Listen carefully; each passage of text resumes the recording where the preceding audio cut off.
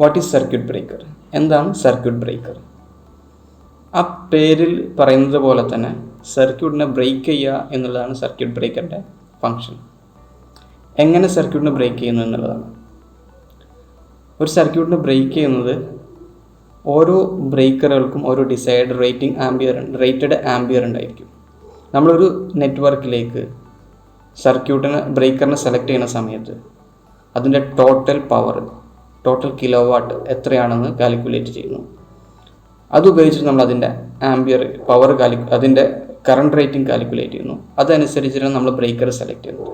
അപ്പോൾ നമ്മൾ സെലക്ട് ചെയ്ത ബ്രേക്കറിൻ്റെ റേറ്റിങ്ങിൽ കൂടുതലായിട്ട് എക്സസ് ആയിട്ട് എത്ര ആംബിയർ അതിലേക്ക് വന്നു കഴിഞ്ഞാലും ആ സർക്യൂട്ടിനെ ട്രിപ്പാക്കിയിട്ട് സർക്യൂട്ടിനെ ബ്രേക്ക് ആക്കിയിട്ട് സർക്യൂട്ടിനെ പ്രൊട്ടക്റ്റ് ചെയ്യുക എന്നുള്ളതാണ് സർക്യൂട്ട് ബ്രേക്കറിൻ്റെ ഫങ്ഷൻ. സർക്യൂട്ട് ബ്രേക്കറിനെ പ്രൊട്ടക്റ്റ് ചെയ്യുന്നതിലൂടെ ഡിവൈസിനെ പ്രൊട്ടക്റ്റ് ചെയ്യും, അത് യൂസറിനെ പ്രൊട്ടക്റ്റ് ചെയ്യും, അതുപോലെ തന്നെ അത് ക്യാരി ചെയ്യുന്ന കേബിൾസിനെയും പ്രൊട്ടക്റ്റ് ചെയ്യും. സോ സർക്യൂട്ട് ബ്രേക്കേഴ്സ് ഡിഫറെൻറ്റ് ടൈപ്സിൽ അവൈലബിൾ ആണ്. എക്സാമ്പിൾ പറയുകയാണെന്നുണ്ടെങ്കിൽ MCB, MCCB, ELCB or RCCB, ACB etc.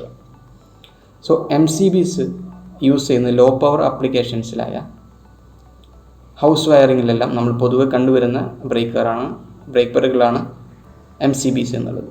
MCCBs industrial ആപ്ലിക്കേഷനും അതുപോലെ തന്നെ ACBകൾ ഹൈ പവർ ആപ്ലിക്കേഷനിലും നമ്മൾ ഉപയോഗിക്കും.